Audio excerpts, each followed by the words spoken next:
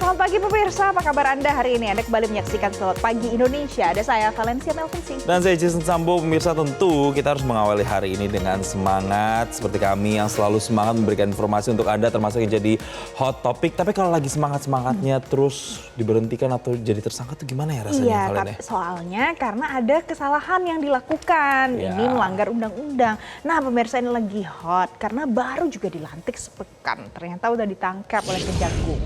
Ini adalah Ketua Ombudsman Heri Susanto yang ditangkap oleh tim penyidik Jaksa Agung Muda Tindak Pidana Khusus Kejaksaan Agung.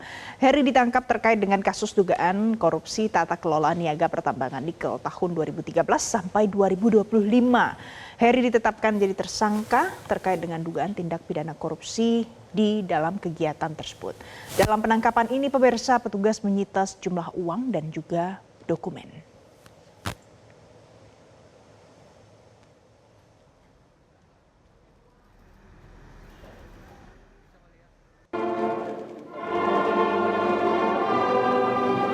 Dan pemirsa, Heri Susanto sebelumnya memang menduduki jabatan Ketua Ombudsman RI ini belum lama pemirsa. Jadi dirinya ini dilantik Presiden Prabowo Subianto di Istana Negara pada 10 April 2026. Jadi masih sangat baru menggantikan Muhammad Najih. Dan Heri telah mengabdi sebagai anggota Ombudsman RI sejak 2021. Dan kita akan simak pernyataan dari pihak Kejagung terkait dengan penetapan tersangka ini. Jampitsus telah menetapkan, yaitu saudara HS, ya, menetapkan tersangka saudara HS dalam perkara dugaan tindak pidana korupsi dalam kegiatan tata kelola usaha pertambangan nikel tahun 2013 sampai 2025. Penetapan tersangka tersebut dilakukan setelah tim penyidik memperoleh bukti yang cukup melalui serangkaian tindakan penyidikan, penggeledahan dan lain-lain. Sedangkan kasus posisi adalah sebagai berikut.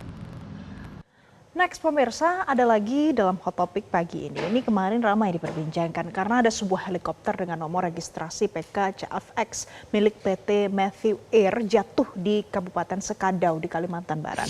Kita lihat. Jadi ini adalah tim SAR gabungan yang menemukan badan helikopter milik PT Matthew Air dalam kondisi hancur di Desa Nangakyungkang, Kecamatan Nangataman, Kabupaten Sekadau, Kalimantan Barat. Helikopter dengan nomor registrasi PK-CFX ini membawa 8 orang, 2 kru, 6 penumpang.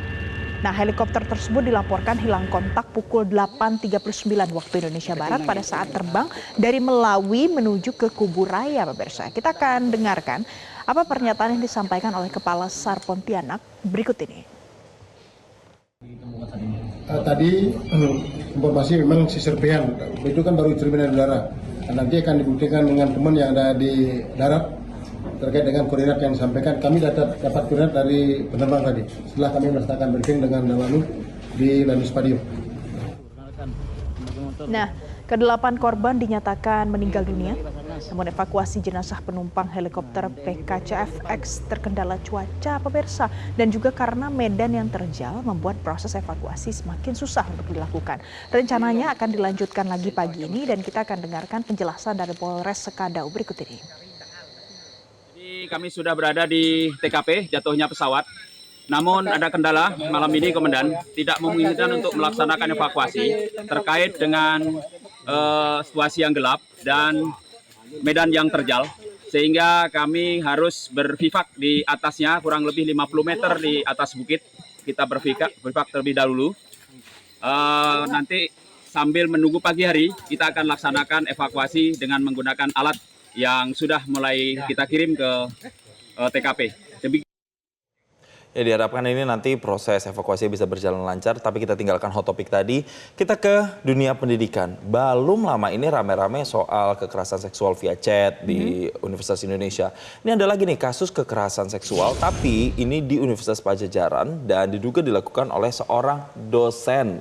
Jadi pemirsa, pihak kampus ini menyampaikan keprihatinan mendalam atas dugaan kekerasan seksual yang melibatkan salah satu dosennya.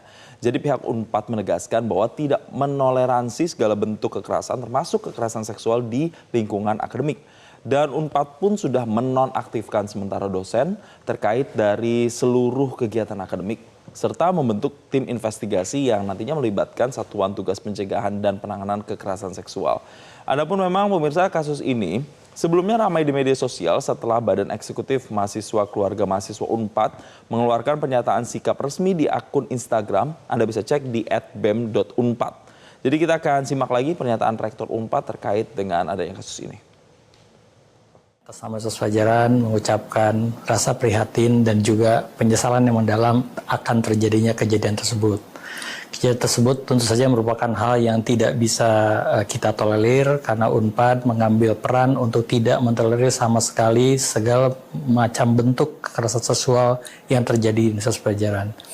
Untuk kasus ini kami sudah mendapat laporan dan segera mungkin setelah mendapat laporan kami menonaktifkan yang bersangkutan dari proses belajar mengajar untuk memastikan seluruh proses berjalan secara objektif dan sesuai dengan aturan perundangan yang berlaku.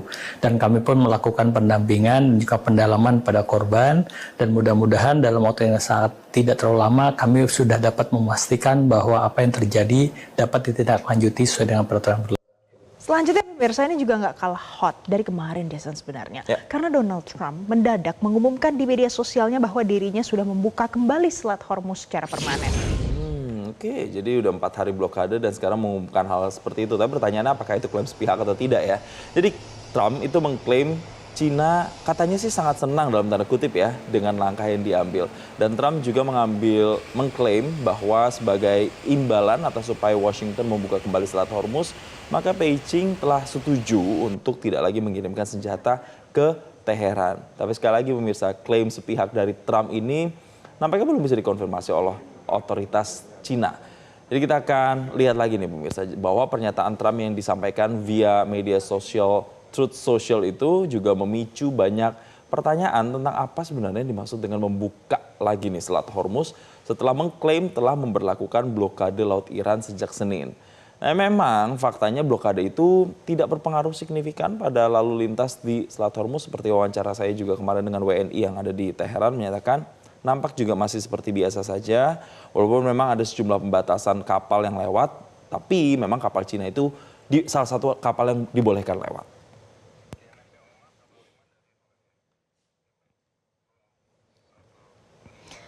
Jelajahi cara baru mendapatkan informasi. Download Metro TV Extend sekarang.